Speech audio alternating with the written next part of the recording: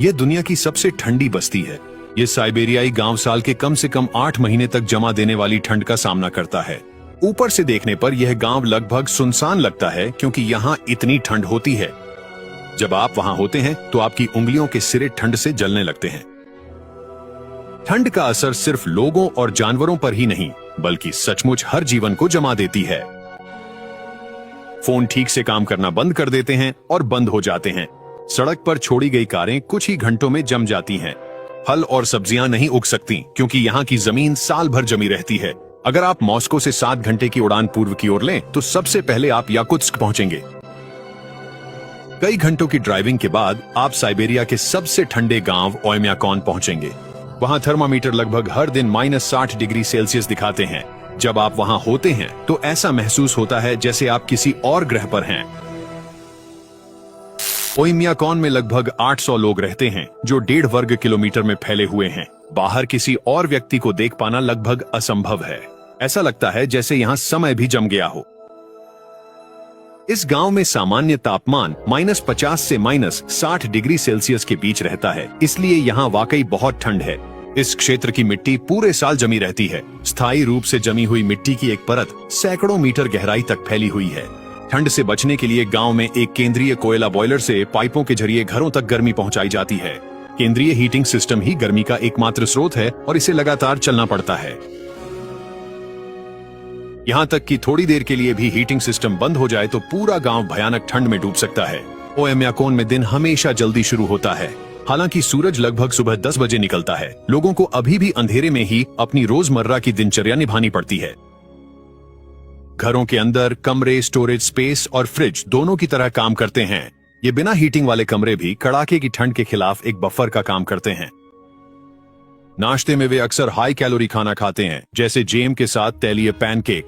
चूंकि वहां का दैनिक तापमान -50 से -60 डिग्री सेल्सियस के बीच रहता है, शरीर को ऐसे वातावरण में अपना तापमान बनाए रखने के लिए लगातार ऊर्जा खर्च करनी पड़ती है। यह बात खास तौर पर सुबह के समय सच होती है, जब रात भर शरीर निष्क्रिय रहा होता है। इसी कारण वसायुक्त भोजन इस आवश्यक ऊर्जा का सबसे प्रभावी स्रोत होते हैं। चूंकि इन्हें पचने में अधिक समय लगता है, वसायुक्त भोजन शरीर की ऊर्जा उत्पादन को घंटों तक बनाए रखते हैं। यह शरीर को लगातार आंतरिक गर्मी प्रदान करता है। दूसरे शब्दों में, शरीर लगातार अपना तापमान बनाए रखता है। ओयम्याकॉन में पानी तक पहुंचना भी बहुत मुश्किल है। वहां पानी तक पहुंचना आधुनिक जीवन की तरह नल खोलने जितना आसान नहीं है। परमाफ्रॉस्ट यानी साल भर जमी हुई जमीन पानी की पाइपें बिछाना और उनका रखरखाव करना असंभव बना देती है। रहवासियों को पीने के पानी, सफाई और दांतों की सफाई के लिए नदी से काटे गए बर्फ के टुकड़े अपने घर लाने पड़ते हैं। इन जरूरतों को पूरा करने के लिए वे जमी हुई नदी पर जाते हैं, 30 किलोग्राम के बर्फ के टुकड़े काटते हैं और स्लेज पर घर वापस लाते हैं। वे बर्फ के टुकड़ों को या तो घर के अंदर एक ठंडे कमरे में या बाहर बगीचे में रखते हैं। जमी हुई नदी से इकट्ठा की गई बर्फ काफी साफ होती है। हालांकि ज्यादातर समय बर्फ की बाहरी परत को खुरच दिया जाता है। ऐसा इसलिए किया जाता है क्योंकि बर्फ की सतह पर कूदने, छूने या ले जाने से वह दूषित हो सकती है। जब परिवारों को पानी की जरूरत होती है तो वे बगीचे से एक बर्फ का टुकड़ा लेते हैं और उसे घर लाते हैं। फिर उस टुकड़े को एक बड़े ड्रम में धीरे धीरे पिघलाया जाता है ताकि पीने का पानी मिल सके। इस तरह स्थानीय लोगों को साफ पानी मिल जाता है, भले ही यह मुश्किल हो। ओयम्याकॉन में सर्दी लगभग पूरे साल रहती है। सिर्फ 3 महीनों के लिए ही बर्फ पिघलती है और गर्मी का एहसास होता है। अगर घरों में पानी की पाइपें भी लगाई जाएं, तो उनके अंदर का पानी तुरंत जम जाता है। लोग अपनी रोजमर्रा की जरूरतें जैसे हाथ धोना या खाना बनाना पहले से जमा किए गए पानी से पूरी करते हैं। प्लम्बिंग की सुविधा न होने के कारण बुनियादी स्वच्छता सुविधाएं जैसे शावर और शौचालय घरों के अंदर उपलब्ध नहीं हैं। घरों के आंगन में बने छोटे बिना हीटर वाले झोपड़े शौचालय की जरूरतों के लिए इस्तेमाल किए जाते हैं। यहाँ सीवेज सिस्टम नहीं है। अगर किसी को यहाँ शौचालय जाना हो तो उसे कई कपड़े पहनने पड़ते हैं और जमने से बचने के लिए तेजी से चलना पड़ता है, चाहे दूरी कितनी भी कम क्यों ना हो। ऐसी ठंड में बाहर जाना बिल्कुल भी आरामदायक अनुभव नहीं है। इन बर्फ के टुकड़ों को या तो घर के अंदर एक ठंडे कमरे में या सीधे पिछवाड़े में रखा जाता है। लोग इन्हें बैरल में डालते हैं, पिघलाते हैं और फिर उस पानी का इस्तेमाल पीने के लिए करते हैं। वे पहले से जमा की गई बर्फ के टुकड़े अपने पड़ोसियों के साथ भी साझा करते हैं। इससे वे साफ पानी में स्नान भी कर सकते हैं। ओयम्याकोन में लोग रोजमर्रा की जिंदगी में थर्मल कपड़े, मोटे फर और मोटे चमड़े के जूते पहनते हैं। इतने ठंडे इलाके में आधुनिक सिंथेटिक कपड़े अक्सर पर्याप्त नहीं होते। दूसरी ओर फर स्वाभाविक रूप से हवा को फंसा लेते हैं, इसलिए जब आप फर पहनते हैं तो आपके शरीर की गर्मी का नुकसान बहुत कम होता है। इसके अलावा फर की भीतरी परत में मौजूद हवा की जेबें शरीर की गर्मी को रोकती हैं, जबकि बाहरी परत के तैलीय बाल हवा और बर्फ को दूर रखते हैं। इस तरह फर थर्मल इंसुलेशन और पानी से बचाव दोनों प्रदान करता है। फर की यह विशेषता सिंथेटिक कोट्स की तुलना में कहीं अधिक प्रभावी है। फर और खालें स्वाभाविक रूप से जानवरों से प्राप्त होती हैं, जिससे वे आयातित उत्पादों की तुलना में अधिक सस्ती और प्रचुर संसाधन बन जाती हैं। याकुत्स्क और पूरे ओयम्याकोन में मिट्टी उपजाऊ नहीं है। इसका कारण यह है कि पौधे और जानवर सड़ गलकर मिट्टी को उपजाऊ नहीं बना पाते। इसी वजह से रूस के ओयम्याकोन क्षेत्र के लोग हमेशा सब्जियों और फलों की लालसा रखते हैं। यहाँ सब्जियां और फल मांस की तुलना में अधिक महंगे हैं। कठोर जलवायु और उच्च परिवहन लागत के कारण ओयम्याकोन के लोगों के लिए मांस आधारित आहार अनिवार्य हो गया है। यहाँ कृषि असंभव है, इसलिए पशुपालन ही आजीविका का मुख्य स्रोत है। जीवित रहने के लिए स्थानीय लोग याकुत घोड़े और मवेशी पालते हैं। वे इन जानवरों के मांस, दूध और खाल से लाभ उठाते हैं। इस क्षेत्र में जानवर ही जीवित रहने की सबसे महत्वपूर्ण आवश्यकता है। इसी कारण किसान गायों के थनों को मोटे कपड़े से लपेटते हैं ताकि उन्हें ठंड से बचाया जा सके और साफ रखा जा सके। अगर जानवरों को नुकसान पहुंचता है तो वहां मानव जीवन जल्दी ही समाप्त हो जाएगा।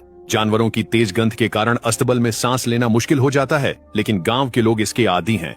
अत्यधिक ठंड के कारण गांव की इमारतों में कोई भी पानी की पाइप नहीं लगाई जा सकती। पाइप तुरंत जम जाएंगी। इसलिए हर सुबह गायें ठंड में बाहर नदी तक पानी पीने जाती हैं। वे बारी बारी से बर्फीले पानी में कदम रखती हैं। उन्हें जल्दी जल्दी चलना पड़ता है। उन्हें लौटना होता है इससे पहले कि ठंड असहनीय हो जाए। नदी का यह हिस्सा हैरान करने वाला है कि जमी नहीं है, लेकिन जाहिर है इसके पीछे एक कारण है। भूमिगत झरनों का पानी नदी में मिल जाता है, जिससे यह जमने नहीं पाती। ये याकुत्स्क के घोड़े हैं। यहाँ की परिस्थितियां इतनी कठोर हैं कि केवल ये ही इस जलवायु के अनुकूल हो पाए हैं। इन्हें गर्म आश्रय की जरूरत नहीं होती। ये दिन रात -70 डिग्री सेल्सियस तक के तापमान को सह सकते हैं। साधारण घोड़ों के विपरीत ये कद में छोटे होते हैं। इससे इन्हें सर्दियों में जंगली वातावरण में जीवित रहना आसान हो जाता है। इनके छोटे शरीर इन्हें कम क्षेत्रफल में गर्मी साझा करने में मदद करते हैं। इनके शरीर मोटे और गोल होते हैं। ऐसा इसलिए है क्योंकि इनकी फर बहुत घनी होती है। इनके खुर भी बहुत लंबे होते हैं। इससे ये जमी हुई जमीन पर लंबे समय तक खड़े रह सकते हैं। इन घोड़ों को पकड़ा नहीं जाता।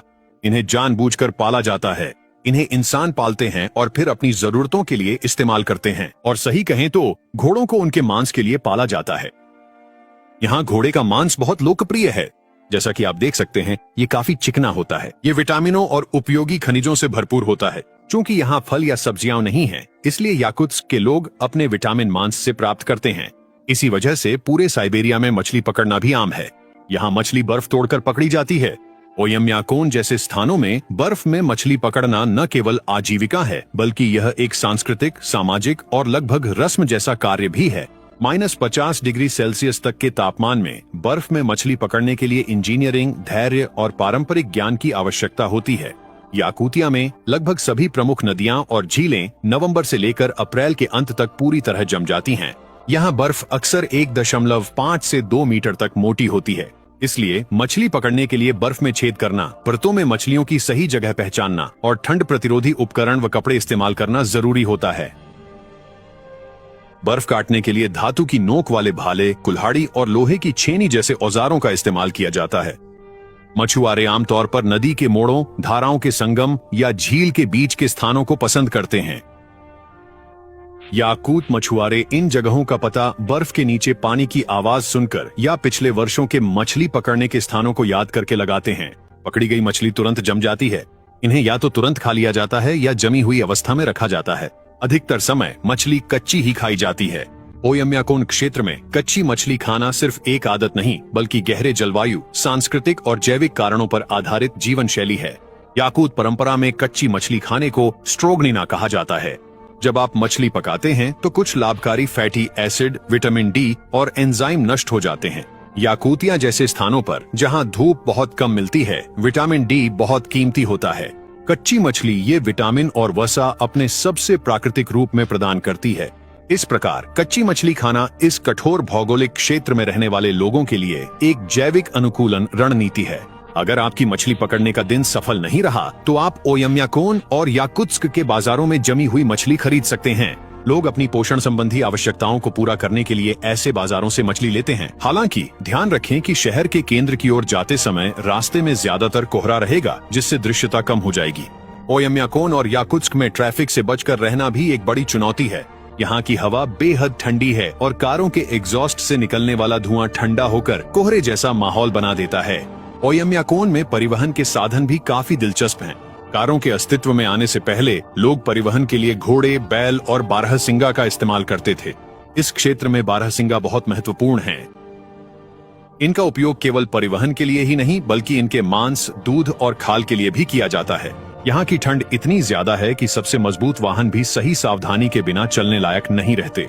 अगर कोई कार सिर्फ 1 घंटे के लिए भी बाहर खड़ी रह जाए और उसका इंजन स्टार्ट न किया जाए तो वह पूरी तरह जम जाती है और उसे दोबारा चालू करने से पहले पिघलाना पड़ता है।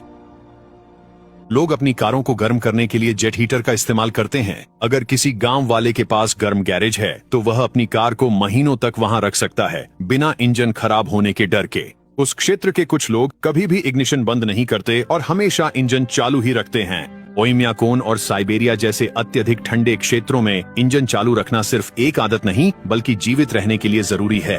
यह जीवित रहने की एक आवश्यकता है। -50 डिग्री सेल्सियस जैसी कम तापमान दुनिया में सबसे ठंडे हैं, जहां मोटर वाहन नियमित रूप से इस्तेमाल किए जाते हैं। ऐसे वातावरण में न केवल लोग जमने की कगार पर पहुंच जाते हैं बल्कि ईंधन, तेल, बैटरी, टायर और धातु के पुर्जे भी। दूसरे शब्दों में, इतनी ठंड में इंजन बंद करने का मतलब है कि आप उसे आसानी से दोबारा चालू नहीं कर पाएंगे। इसका कारण यह है कि इंजन ऑयल जम जाता है या गाढ़ा हो जाता है। कार की बैटरी अपनी बिजली खो देती है। इसी तरह वाहन में पेट्रोल भी जम जाता है। यहाँ तक कि टायरों में भरी हवा भी ठंड के कारण अपना काम करना बंद कर देती है। इसी कारण इस क्षेत्र में टैक्सी और मिनी बस चालक, खासकर वे जो सुबह काम करते हैं, अपने वाहन सुबह जल्दी चालू कर देते हैं और शाम तक उन्हें चालू ही रखते हैं। इससे इंजन, तरल पदार्थ और ईंधन प्रणाली चालू रहती है। ओयम्याकोन गांव में नहाने की दिनचर्या नल चालू करने से नहीं बल्कि लकड़ी काटने से शुरू होती है। गांव वाले हफ्ते में एक बार नहाते हैं। वे अपने ऊपर पानी डालकर जल्दी से कपड़े पहन लेते हैं। वे रूसी शैली के स्नान गृहों में जल्दी जल्दी नहाते हैं। अपने घरों में वे बड़े बॉयलरों में पानी गर्म करते हैं। गर्म पानी को बाल्टी या टब में डाला जाता है। फिर उस पानी से व्यक्ति को जल्दी से धोया जाता है। धोना केवल उन शरीर के हिस्सों तक सीमित हो सकता है जिनसे दुर्गंध आती है, जैसे पैर और बगल। सीमित सुविधाओं के कारण पूरे शरीर को पूरी तरह से धोना शायद ही कभी संभव हो पाता है। सर्दियों में अत्यधिक ठंड के दौरान नहाना या पूरे शरीर को धोना भी जोखिम भरा हो सकता है, इसलिए पूरे शरीर को धोना कम ही होता है। हालांकि कुछ लोग हर सुबह बर्फीले पानी से स्नान करते हैं, लेकिन यह अधिकतर एक रस्म के तौर पर किया जाता है। ओयम्याकोन के लोगों के लिए बर्फीले स्नान नहाने का विकल्प नहीं है। इसी तरह लोग सप्ताह में एक बार कपड़े धोते हैं। वास्तव में कई परिवारों में सप्ताहांत पर कपड़े धोने की परंपरा है। पानी आमतौर पर नदी से, पिघली हुई बर्फ से या टैंकर द्वारा प्राप्त किया जाता है। सर्दियों में वे बर्फ को चूल्हे के पास पिघलाते हैं ताकि वह जम न जाए। पानी की एक बाल्टी बहुत कीमती होती है, इसलिए कपड़े धोने की योजना सावधानी से बनाई जाती है। पिघली हुई बर्फ का पानी चूल्हे पर उबाला जाता है।